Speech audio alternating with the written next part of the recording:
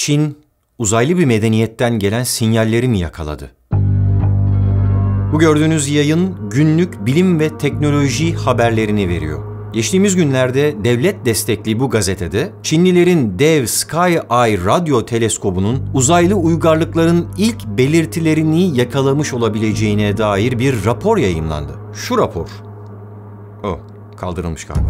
Evet, yayınlandıktan bir süre sonra o rapor da ona ilişkin tüm haberlerde silindi. Silinen o raporda Pekin Normal Üniversitesi'nde, bu arada Normal Üniversitenin adı, orada görev yapan dünya dışı uygarlıkları araştırma takımının başındaki Zhang Tongji'nin bir demeci vardı. Bu bilim insanı dünyanın en büyük radyo teleskobu olan Sky-Eye lakaplı FAST tarafından tespit edilen dar bantlı elektromanyetik sinyallerin daha önce yakalananlardan farklı olduğunu söylüyordu ve ekibinin bunları araştırmaya devam edeceğini belirtiyordu.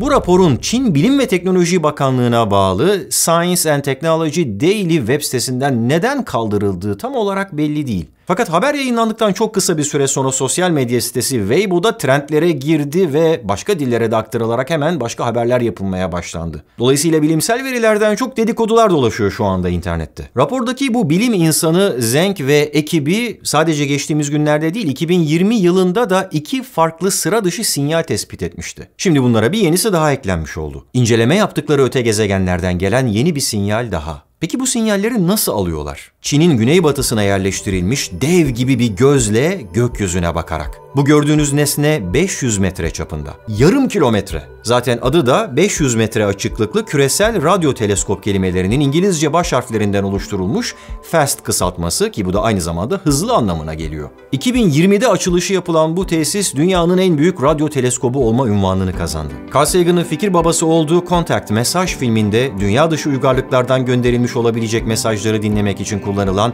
dev gibi bir çanak vardı ya, yaklaşık yarım yüzyıl boyunca Porto Rico'daki 300 metrelik Arecibo teleskobu en güçlü radyo teleskop olarak hizmet vermişti.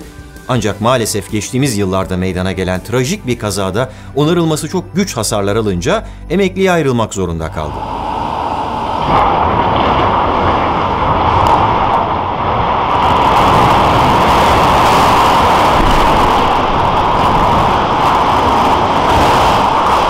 Onun yerini alan FAST adlı bu yeni teleskop çok daha büyük ve 3 kat daha hassas. Bu dev nesnenin çanak gibi göründüğüne bakmayın. Üçgen şeklindeki 4450 farklı alüminyum panelin birleştirilmesiyle oluşturulmuş. Çevreden izole ve sağlam bir zemin üzerinde bulunabilmesi için de en yakın yerleşim merkezinden 18 kilometre uzaklıkta ücra bir yerde yapılmış. Kireç taşından oluşmuş doğal bir çukurun içine yerleştirilmiş. Burada çok güzel bir mühendislik örneği daha görüyoruz. Hani çatılarımıza yerleştirdiğimiz uydulardan gelen televizyon yayınlarını almak için koyduğumuz çanak antenleri daha iyi sinyal alabilmesi için hareket ettiririz ya. Şimdi bu 1,5-2 metre çaplı antenleri hareket ettirmesi kolay da 500 metrelik çapa sahip dev gibi bir anteni nasıl hareket ettirebilirsiniz?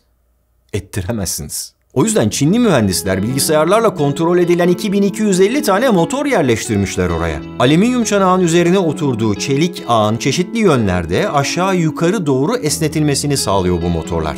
Yani bir başka deyişle çanak içinde çanak yapmışlar. Parabol biçimli bu ikinci çanak yardımıyla dünyanın dönüş hareketine rağmen gökyüzünde kendi ekseninden 40 derece uzaktaki hedeflere bile doğrudan odaklanabiliyor bu teleskop. Peki neyi inceliyor? Çok önemli bazı bilimsel görevleri var. Mesela Samanyolu galaksisindeki nötr hidrojen gazını yüksek bir çözünürlükte haritalamaya çalışıyor. Diğer radyo teleskoplar gibi pulsarları gözlemliyor. Daha test aşamasındayken 100'den fazla pulsar keşfetti bile. Görevleri arasında bir de yıldızlar arası uzaydaki molekülleri tespit etmek var. Ve son olarak SETI misyonuna sahip. Yani dünya dışı zekayı araştırıyor.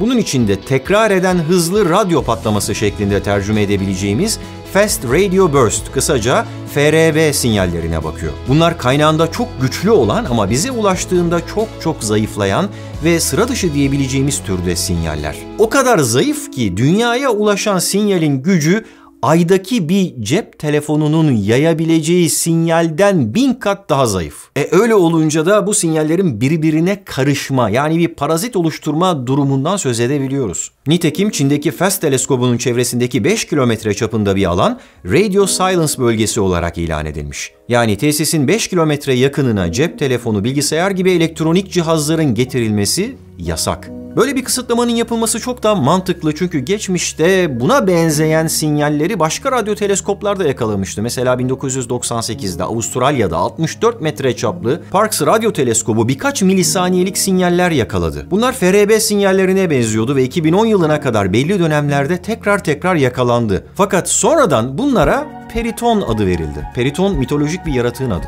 Ve sinyallere bu ismin verilmesi bence çok zekice. Çünkü kanatlı bir geyik olarak tasvir edilen mitolojik peritonların gölgesi insana benzermiş. İşte bu sinyaller de insan ya da akıllı canlılar tarafından gönderilmiş gibi gözükse de aslında öyle değilmiş. Yani en azından kaynağı dünya dışı değilmiş. Sonradan anlamışlar ki bu dünya dışından gelen akıllı canlılara ait gibi gözüken sinyaller tesisin yakınlarında kapağı açık bırakılan bir mikrodalga fırından geliyor.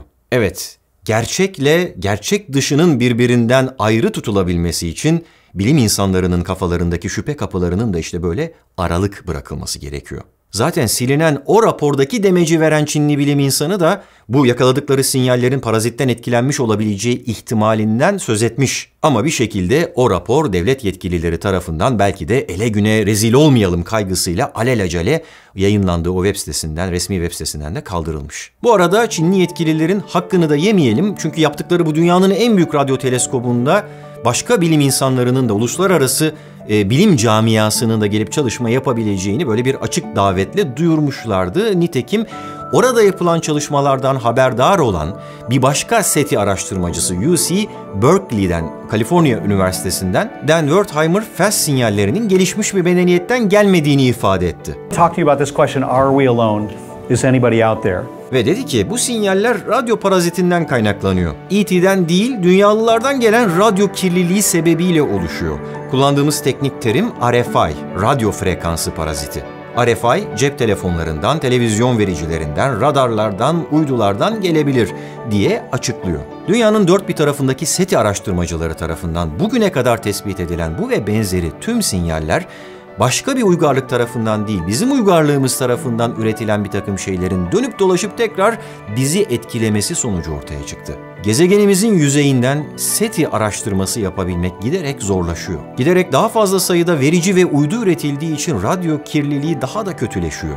Bazı radyo bantlarının SETI için kullanılması artık imkansız hale geldi. Belki de bundan sonra yapılması gereken şey, dünyada değil de, dünyanın yüzeyinde değil de, Ayın bizden uzak olan o karanlık tarafında bir çukur açıp oraya bir anten yerleştirmek. Zaten biliyorsunuz benzer bir sebeple Webb Uzay Teleskobu Hubble'dan farklı olarak dünyadan 1,5 milyon kilometre öteye gönderilmişti. Bu arada NASA o Webb teleskobundan gelecek ilk resmi görüntüleri 12 Temmuz tarihinde bir canlı yayınla açıklayacağını duyurdu ve ben de o canlı yayını sizlere aktaracağım. Dolayısıyla abone olmadıysanız olun, hatırlatıcılarınızı açmadıysanız açın ve beklemede kalın. Ezop'un meşhur bir masalı vardır, mutlaka dinlemişsinizdir. Peri indeksine göre 210 numaralı masal.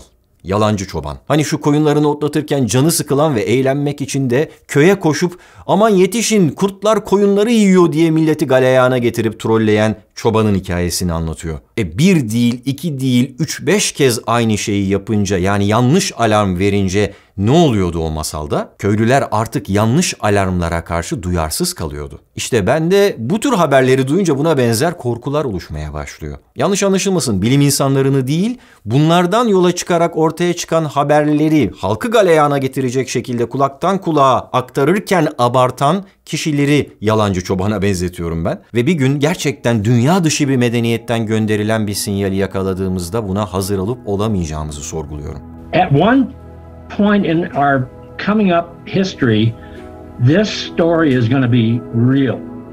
Yakın tarihimizde bir gün bu hikaye gerçek olacak. Gerçek olduğunda böyle bir haberi nasıl karşılayacağımızı iyice düşünüp tartmamız gerekiyor. Şu anda Ay'a tekrar gitmek, Mars'a insan göndermek gibi hedeflerin peşinde başlayan uzay yarışının bir başka benzeri de dünya dışı akıllı formları keşfetmek için başlamış durumda. Gittikçe gelişen ve büyüyen teknolojik araçları kullanan Çin gibi, Avustralya gibi, ABD gibi yarışçıların önümüzdeki 10 yıl içerisinde çok büyük, önemli bazı keşifler yapabileceğini söylüyor pek çok kişi. Ve işte bu süreçte elbette parazitler de oluşacak. Yanlış alarmlar çalacak. Ama büyük bir olasılıkla önümüzdeki 10, 20, bilemediğiniz 30 yıl içerisinde evrende yalnız mıyız sorusunun cevabını bulacağız. Ya da bu soruyu acaba ne kadar kalabalığız şeklinde değiştireceğiz.